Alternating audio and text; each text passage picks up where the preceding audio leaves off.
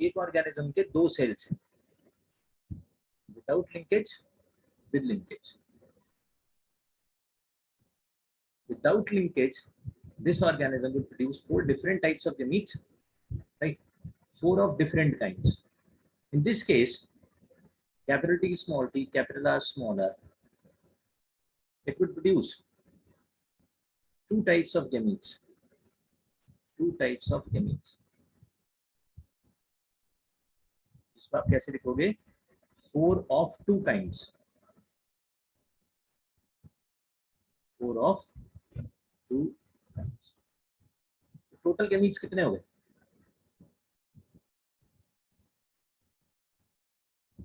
Total gametes 8. Total gametes 8 हो गए.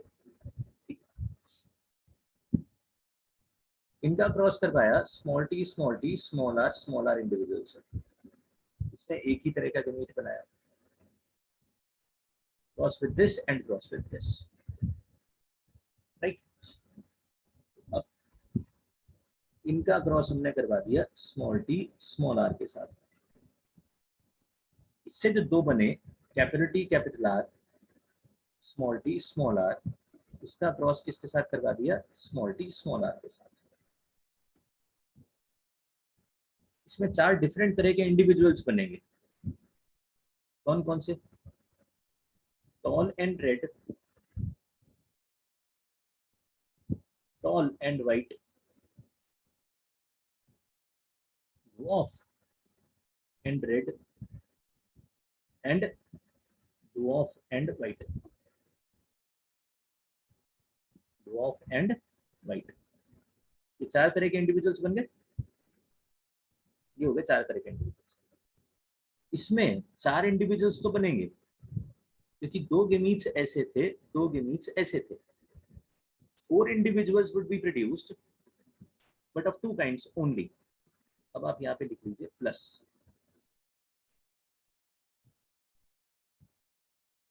दो बने 2 into tall and red type. Another 2 individuals of dwarf and white combination. हमने सिर्फ 2 सेल्स का एग्जांपल लिया है. एक सेल में लिंकेज नहीं हुई, एक सेल में लिंकेज हो गई. अच्छा, अब द फाइनल कंक्लूजन.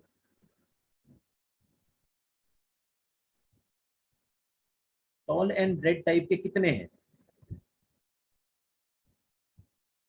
1, 2, 3. 3 हो गए. 3 individuals.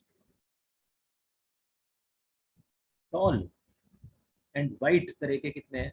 Only 1, which is formed in the first cross. इसमें बने, इसमें कुछ नहीं बने, यानी.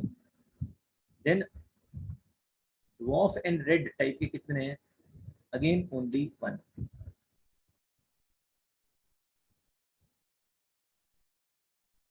Dwarf and white टाइप के कितने हैं? 3.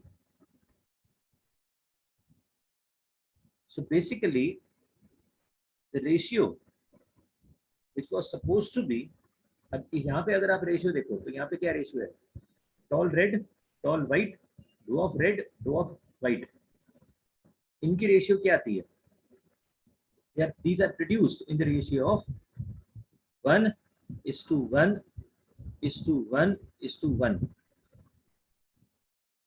जब एक सेल जिसमें लिंकेज नहीं हुआ उसके गमीट्स पॉपुलेशन बनाते हैं. Now this is the population. It's about the phenotype. ये पॉपुलेशन में आप काउंट कर सकते हो इन प्लांट्स को. लेकिन इसमें जब इनके ऑर्गेनिजम्स, इस सेल से बने ऑर्गेनिजम्स अगर ऐड हो जाएंगे विद लिंकेज, अब आपकी जो फाइनल रेशियो आ गई वो रेशियो क्या है? इसी रेशियो को देख लीजिए तो 3:1:1:3 हो गई. अब आपकी रेशियो चेंज हो गई.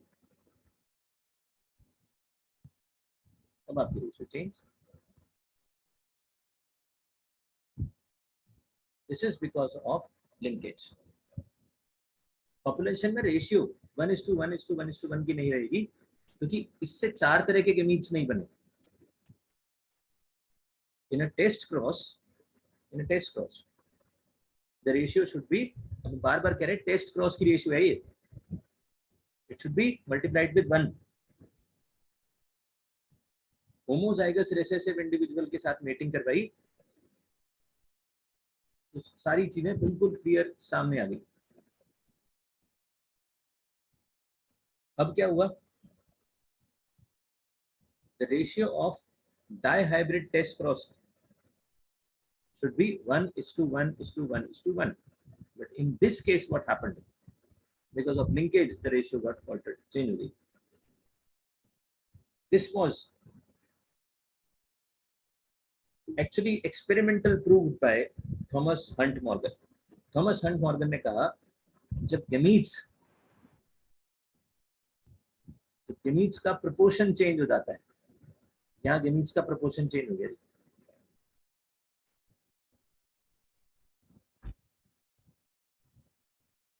अब आप देख सकते हो अगर आप कैपिटल टी कैपिटल आर, अब ये जो दोनों सेल्स हैं, ये दोनों सेल्स एक इंडिविजुअल के हैं, ये मान लीजिए कुछ सेल्स में लिंकेज हुई, कुछ सेल्स में लिंकेज नहीं हुई, ये दूसरा इंडिविजुअल है, this individual is a different organism, ये अलग है. अब अगर आप इसे इस तरह से देखो तो ये एक इंडिविजुअल हो गया, ये दूसरा इंडिविजुअल हो गया. इस इंडिविजुअल में लिंकेज होने की वजह से गेमीट्स का नंबर चेंज हो गया. ये वाले गेमीट्स कितने हो गए, दो ये वाले और एक ये वाला, ये कितने हो गए. अब आप चाहे गेमीट्स की रेशियो देख लो, चाहे गेमीट्स का नंबर देख लीजिए, चाहे फाइनल आउटकम देख लीजिए, क्योंकि आप तो 1 से मल्टीप्लाई कर रहे हो ना इसको. ये वाले 2 हैं, ये वाला 1 है, ये कितने हो गए 3. तो ये जो इंडिविजुअल है जिसको हम ये पिंक से मार्क कर रहे हैं, इस इंडिविजुअल में अगर गेमीट्स का प्रपोर्शन चेंज हो जाता है, पॉपुलेशन में टेस्ट क्रॉस रेशियो चेंज हो जाती है. This is linkage. अब क्लियर हुआ सबको? अभी भी किसी का कोई क्वेश्चन है पूछ लीजिए. No worries.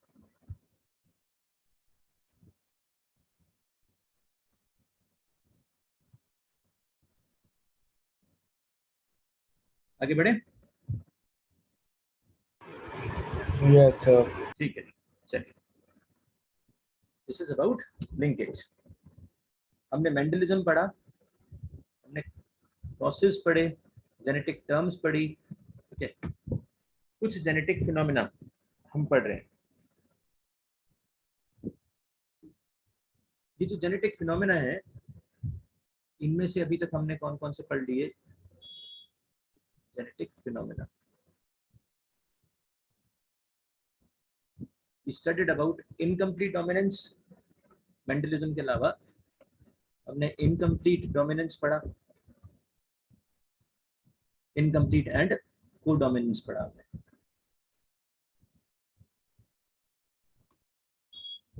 One and to, ये 2 जेनेटिक फिनोमिना पढ़ चुके.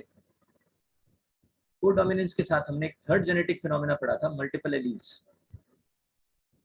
एक कैरेक्टर के, एक जीन के 2 से ज्यादा एलील्स अगर होते हैं, फिनोमिना को हम क्या बोलते हैं? Multiple alleles. This is another genetic phenomena. Then we studied linkage, another genetic phenomena. कहीं कुछ गड़बड़ हो जाती है, right? Now we will study another genetic phenomena, which is fifth, pleiotropy. P-L-E-I-O-T-R-O-P-Y. Pleiotropy. One gene, multiple effects. One gene, many phenotypic effects. अभी तक हम क्या पढ़ रहे थे? हाइट ऑफ द प्लांट के लिए एक जीन है, कलर ऑफ द फ्लावर के लिए एक जीन है. मतलब कलर ऑफ द फ्लावर वाला जो जीन है, the gene which is responsible for colour of the flower does not have any other effect. There is no other effect. But in this case, It's a special phenomena in which one gene has got many effects. Example, there is a disorder. This disorder is known as sickle cell anemia. Disorder का नाम क्या है? Sickle cell anemia. The RBC is a discoidal structure. अगर आप surface से देखते हो तो ये इस तरह का दिखता है, इसमें बीच में डिप्रेशन है. अगर आप इसको साइड से देखो तो ये डंबल शेप दिखेगा आपको, दोनों तरफ से फूला हुआ, ये इस तरह का दिखता है. ठीक है, ये इस तरह का होना चाहिए. सिकल सेल एनीमिया में this RBC becomes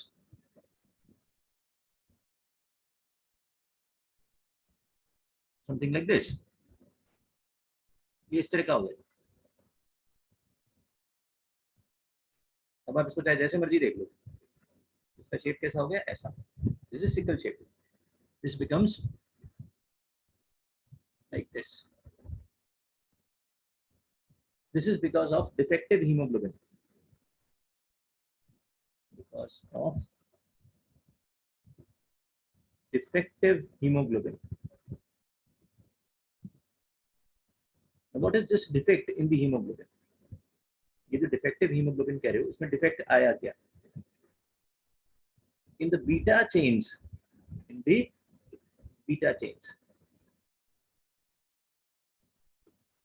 of hemoglobin at 6th position,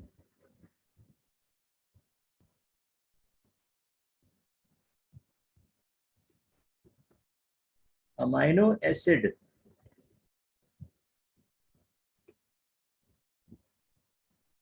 glutamic acid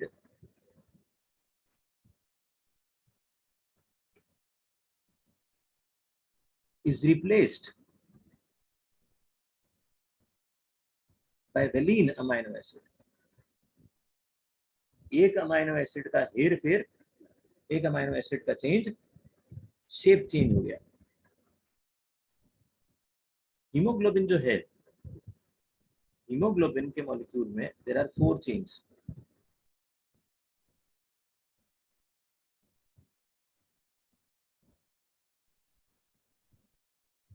This hemoglobin has 4 polypeptide chains. Amino acid की 4 चेन्स हैं, 4 polypeptide chains. Alpha chains, beta chains. Beta chains में 146 अमाइनो एसिड्स होते हैं, alpha chains में 141 amino acids होते हैं. Amino acids. We are talking about the beta chains over here. यहाँ पे हम बीटा चेन्स की बात करें. बीटा चेन्स में एक अमाइनो एसिड, फिर दूसरा अमाइनो एसिड, फिर तीसरा, fourth, fifth and the 6th. Now at this position there should have been glutamic acid. The glutamic acid is replaced by valine. Right? Now this is the basis of the genetic basis of this disorder. इसकी वजह से problem हो जाती है. ठीक है, हो गया. शेप चेंज हो गया. शेप क्यों चेंज हो गया? Because the gene for this particular beta chain has been altered. Gene में डिफेक्ट आया. ठीक है. The result, the consequence. A person suffering from sickle cell anemia is definitely anemic. The person suffering from sickle cell anemia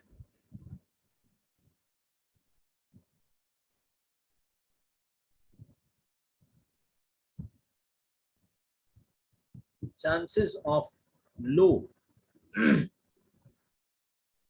muscular strength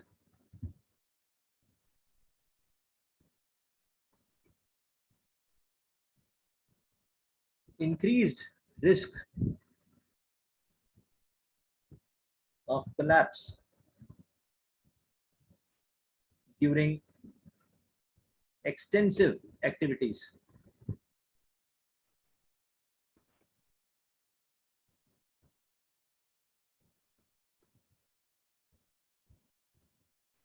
ज्यादा strenuous है, extensive के strenuous लिख दो, ज्यादा अच्छे से क्लियर हो जाएगा।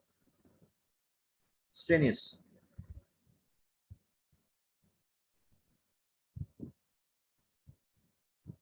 strenuous activities. Hair fall,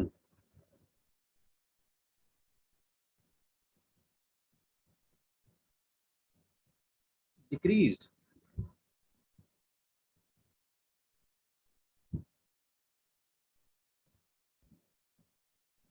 mental abilities. जहां जहां ऑक्सीजन चाहिए वो सारे एरियाज अफेक्ट होने शुरू हुए। इन टोटलिटी अगर देखें तो पूरी बॉडी अफेक्ट होनी शुरू हो गई। Poor eyesight,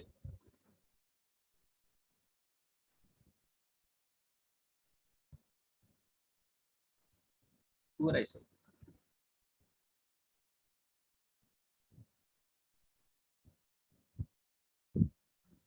right. इसका एक फायदा भी होता है।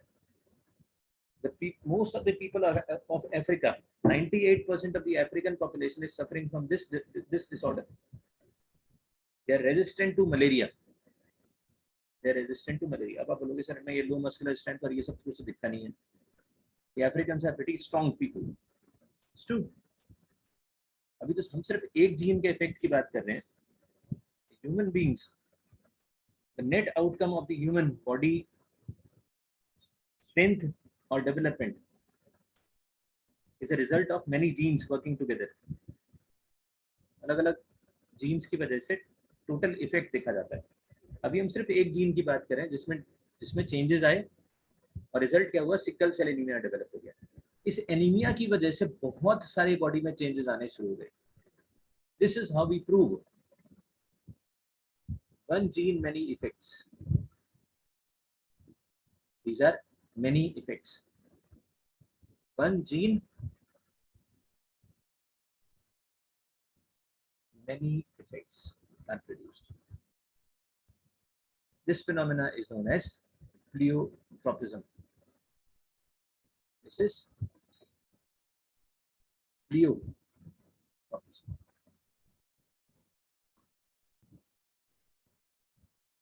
Okay. The fifth genetic effect.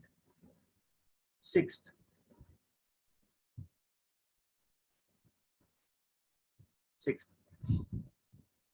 now let us suppose there is a condition, no tall plant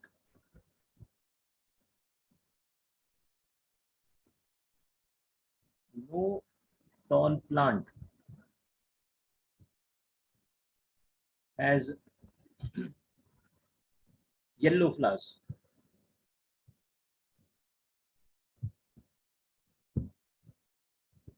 population में येलो फ्लावर्स देखने को मिलते हैं, लेकिन कोई भी टॉल प्लांट ऐसा नहीं है जिसमें येलो फ्लावर्स हैं। Capital T small T, capital Y small Y, ये एक ऑर्गेनिज्म है। आप इसका टेस्ट क्रॉस करवाओ, चाहे आप इसकी सेल्फिंग करवा दो। हमने इसका टेस्ट क्रॉस करवा दिया। 4 फिनोटाइप्स बनने चाहिए थे, tall and yellow, tall and white.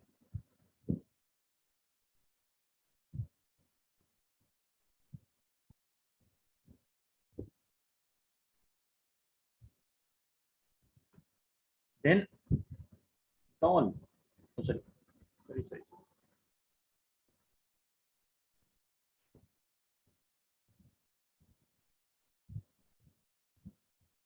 Dwarf and yellow. ये कैसा होगा, dwarf and white.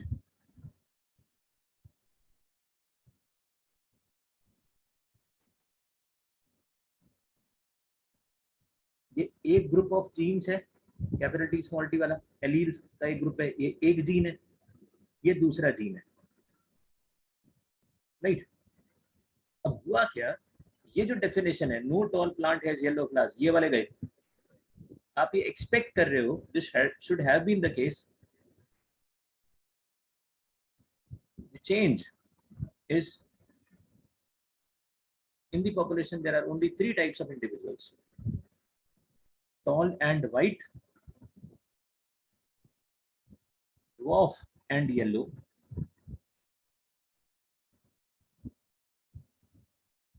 dwarf and white.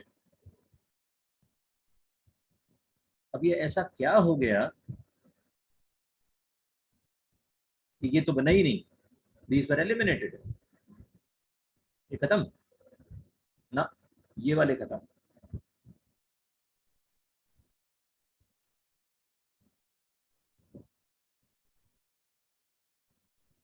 No tall plant has yellow flowers, इसका मतलब क्या हुआ कि कहीं ना कहीं ये जो टॉलनेस वाला जीन है वो ये येलो कलर प्रोड्यूस करने वाले जीन को अफेक्ट कर रहा है।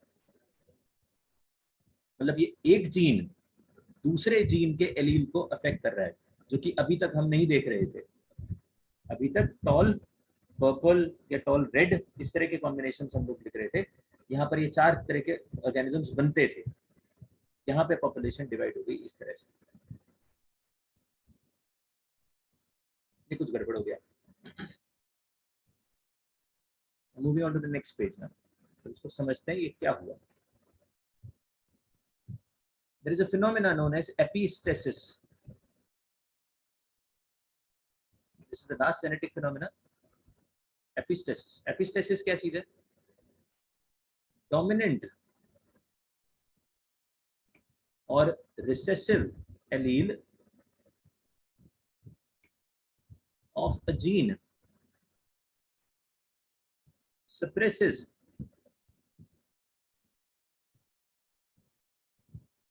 the dominant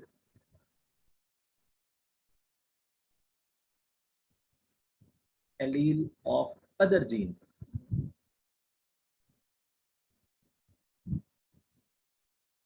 Case 1, when the gene or when the allele of tallness affected the allele of flower color, the net outcome was tall and white. One example. This is known as the dominant epistasis. ये dominance की तरह ही है, लेकिन दो jeans में आपस का interaction है, इसे हम क्या बोल देते हैं? Dominant epistasis. दूसरा फिनोमेना, जब पहले वाले के रिसेसिव में, लेट अस सपोज हमने कैपिटल आर स्मॉल आर, अब हम दूसरा एग्जांपल ले रहे हैं,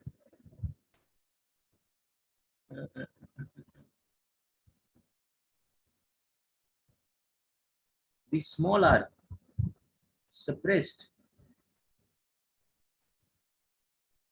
yellow gene.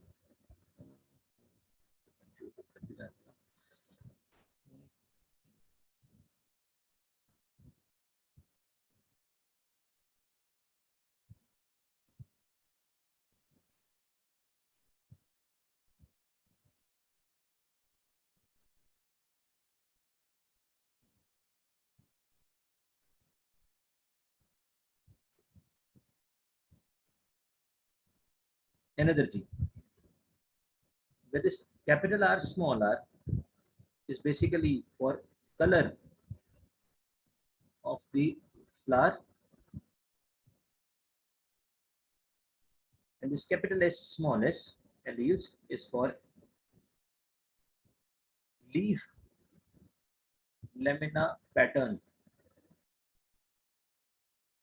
Leaf lamina pattern. अगर कैपिटल एस है तो मार्जिन्स सिरेटेड है, लीफ साइड से ऐसा कटा सा दिखता है। Just taking an example, this is because of capital S. In the case of small s, the leaf has got a continuous lamina. करता है, ऐसा हो जाता है। ठीक है, इस केस में आप क्या लिखोगे, यहाँ पे आपने क्या लिखा, no tall plant has white flowers, sorry yellow flowers. इसमें ऊपर वाले में आप लिखते हो कंडीशन क्या है, no tall plant has yellow flowers.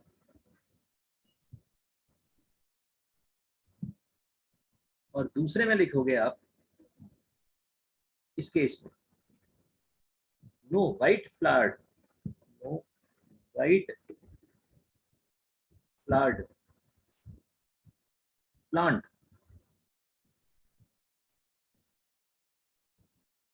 Has serrated leaves।